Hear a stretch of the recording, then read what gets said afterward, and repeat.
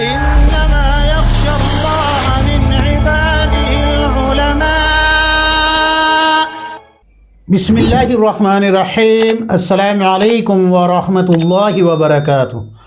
دوستو، امید ہے کہ آپ سب خیر و عافیت سے ہوں گے. میرے عزیز ساتھیوں، آج آپ حضرات کی خدمت میں ایک بہت مشہور واقعہ اور اس واقعے کی حقیقت پیش کر رہا ہوں. ساتھ ساتھ دعائے گنج العرش کی حقیقت بھی پیش کروں گا انشاءاللہ. اس ویڈیو کو دھیان اور توجہ سے دیکھیں، بہت فائدہ ہوگا. اگر آپ ہمارے چینل پہ نئے ہیں تو چینل کو سبسکرائب کر لیجئے، ویڈیو کو لائک اور شیئر کریں. لوگوں تک صحیح بات اور دین پہنچانے میں آپ ہماری مدد فرمائیں. تو سنیں واقعہ کون سا ہے. آپ حضرات نے بیان بھی کیا ہوگا اور لوگوں سے سنا بھی ہوگا، علماء سے بھی سنا ہوگا. اس کتاب میں بھی یہ واقعہ لکھا ہوا ہے. تاریخ اسلام جلد نمبر 1 کتاب ہے. اس کا صفحہ نمبر 372 373 374 کھول کے دیکھیں گے تو آپ کو وہ واقعہ مل جائے گا. آپ حضرات نے سنا ہوگا کہ جس وقت حضرت عمر رضی اللہ عنہ امیر المؤمنین تھے اور بیت المقدس فتح نہیں ہو پا رہا تھا، تو فوجیوں نے، یعنی کہ جو مسلم فوج تھی، انہوں نے خط لکھا امیر المؤمنین حضرت عمر رضی اللہ عنہ کو کہ بیت المقدس فتح نہیں ہو پا رہا، آپ کچھ بتائے، کچھ راستہ نکالے. تو امیر المؤمنین حضرت عمر رضی اللہ عنہ خود جو ہے بیت المقدس فتح کرنے کے لیے چلتے ہیں. تو یہ طے پایا جاتا ہے کہ ایک غلام ساتھ جائے گا، ایک اونٹنی سواری صرف ایک ہوگی، اونٹنی کی ستو ہوگا ساتھ میں کھانے کے لیے، اور ایک لکڑی کا پیالہ. اور یہ طے پایا جاتا ہے کہ ایک منزل سواری پہ سوار غلام ہوگا اور ایک منزل حضرت عمر رضی اللہ عنہ سواری پہ سوار ہوگے، غلام پیدل چلے گا. یعنی ایک منزل حضرت عمر رضی اللہ عنہ کو پیدل چلنا تھا اور ایک منزل غلام کو پیدل چلنا تھا. اس طریقے سے یہ سفر شروع ہو جاتا ہے. اور بیت المقدس کے جب قریب پہنچتے ہیں تو غلام کی سواری پہ سوار ہونے کی باری تھی اور حضرت امیر المؤمنین حضرت عمر رضی اللہ عنہ کی اس سواری کی نکیل پکڑ کے چلنے کی باری تھی. تو حضرت عمر رضی اللہ عنہ کے جو غلام ہیں وہ کہتے ہیں کہ امیر المؤمنین آپ سواری پہ سوار ہو جائے، میں پیدل چلتا ہوں. آپ امیر المؤمنین ہیں، اچھا نہیں لگے گا کہ ایک غلام سواری پہ سوار ہو اور آپ امیر المؤمنین ہو کے اس سواری کی نکیل پکڑ کے چل رہے ہو.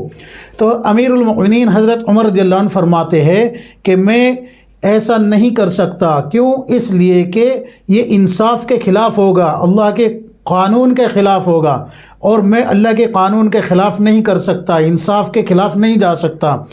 تو یہ غلام کہتا ہے کہ امیر المؤمنین یہ لوگ کیا سوچیں گے؟ تو امیر المؤمنین حضرت عمر رضی اللہ عنہ کہتے ہیں کہ ان کے سوچنے سے مجھے کوئی فرق نہیں پڑتا، لیکن میں اللہ کی نافرمانی والا کام نہیں کروں گا. تو اہل کتاب جو ہے اپنی کتاب لیے ہوئے کھڑے تھے بیت المقدس کے باہر یا فلسطین کے باہر دروازے پہ، اور دیکھ رہے تھے کہ ایک سوار سواری پہ آ رہا ہے اور ایک شخص جو ہے سواری کی نقیل پکڑے ہوئے ہیں. جب امیر المؤمنین حضرت عمر رضی اللہ عنہ قریب آتے ہیں سواری کی نکیل پکڑے ہوئے تو پوچھتے ہیں کہ آپ کون ہیں؟ تو حضرت امیر المؤمنین بتاتے ہیں کہ میں مسلمانوں کا خلیفہ حضرت عمر ہوں رضی اللہ عنہ. اور یہ کون ہے جو سواری پہ سوار ہے؟ تو یہ کہتے ہیں کہ یہ میرا غلام ہے. تو کتاب کے اندر یہ اپنی مذہبی کتاب کے اندر، یعنی کہ تورات وغیرہ کے اندر، تو یہ دیکھتے ہیں کہ اس میں یہ نشانی پائی جا رہی ہے کہ بیت المقدس فتح کرنے والے کی ایک نشانی یہ ہوگی کہ اس کا غلام سواری پہ سوار ہوگا اور آقا جو ہے نکیل پکڑ کے چل رہا ہوگا. پھر لباس دیکھا جاتا ہے کہ لباس میں کتنے پیبند لگے ہیں وغیرہ وغیرہ. ساری تفصیل اس کتاب میں تو ساری تفصیل نہیں ہے، لیکن آپ حضرات نے بیان جو سنے ہوگے اسی طریقے سے سنے ہوگے. تو پھر وہ پیبند گنے جاتے ہیں کہ کتنے پیبند ہے، ٹاٹ کے کتنے ہیں، کپڑے کے کتنے ہیں، اور کس طریقے سے سلے ہوئے ہیں. ساری تفصیل کے بعد پھر وہ جو ہے بغیر جنگ کیے ہی، بغیر لڑے ہی بیت المقدس کی چابی امیر المؤمنین حضرت عمر رضی اللہ عنہ کو دے دیتے ہیں. یہ واقعہ آپ نے بہت زیادہ سنا ہوگا. کیا ہے اس واقعے کی حقیقت؟ اس واقعے کی حقیقت بنوری ٹاؤن کا فتویٰ میں آپ حضرات کے سامنے ڈسکرپشن میں پیش کروں گا، لنک بھی پیش کروں گا اور فتویٰ تحریر کر کے بھی پیش کروں گا. وہ آپ اس فتوے کو پڑھ لیجئے. اس واقعے کی کوئی حقیقت نہیں ہے، یاد رکھے امیر المؤمنین حضرت عمر رضی اللہ عنہ کے دور میں بیت المقدس فتح ہوا اور یہودیوں نے عیسائیوں نے یہ بات کہی کہ ہم جو ہے ایک عہد نامہ امیر المؤمنین یعنی کہ تمہارے خلیفہ سے لکھوانا چاہتے ہیں، ہم ان کے سامنے لکھوانا چاہتے ہیں، ان سے لکھوانا چاہتے ہیں۔ بیت المقدس تو فتح ہو ہی گیا تھا۔ حضرت ابو عبیدہ بن جراح رضی اللہ عنہ اور دیگر دوسرے جو صحابہ ہیں جیسے کہ حضرت خالد بن ولید رضی اللہ عنہ اور ایک اور صحابی کا نام آتا ہے ذہن سے اتر گیا، تو ان تینوں حضرات نے یہ طے پایا کہ امیر المؤمنین کو خط لکھا جائے۔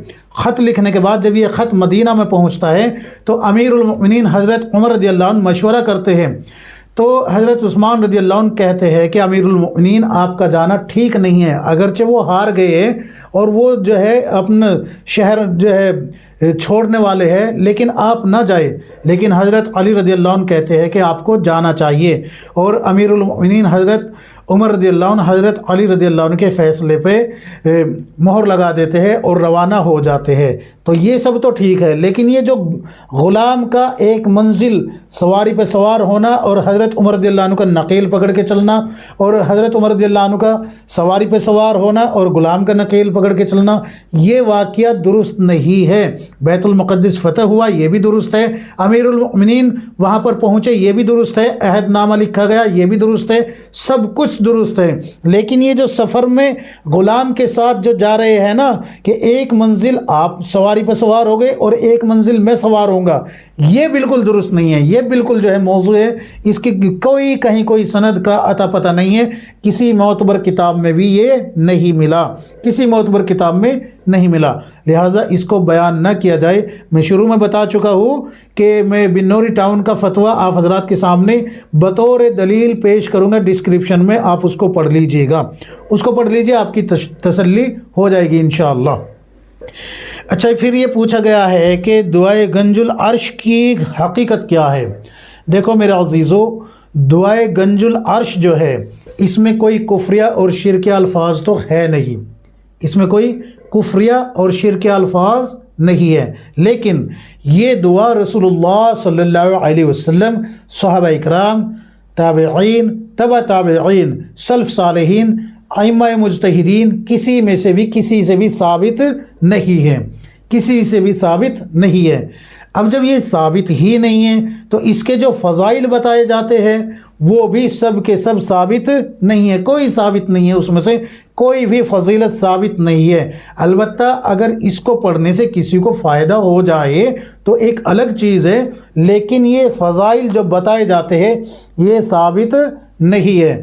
تو دعائے گنج العرش کو اگر آپ پڑھنا چاہیں تو پڑھ سکتے ہیں، لیکن نہ ہی تو یہ رسول اللہ صلی اللہ علیہ وسلم کی سکھائی ہوئی دعا ہے، نہ ہی یہ صحابہ اکرام رضی اللہ عنہ کی بیان کردہ ہے، نہ ہی یہ تابعین میں سے کسی نے بیان کی ہے، نہ ہی تبع تابعین میں سے کسی نے پڑھی ہے، اور نہ ہی یہ ائمہ مجتہدین میں سے کسی نے پڑھی ہے، بلکہ یہ بعد کے لوگوں نے جو تصوف کے بزرگ ہوتے ہیں انہوں نے اپنے پاس سے اس کو تحریر کر کے یا گڑھ کے لوگوں کے سامنے پیش کر دیا، اور اس کے بارے میں جو روایت بھی بیان کی جاتی ہے وہ بالکل غلط بات ہے، بالکل غلط ہے۔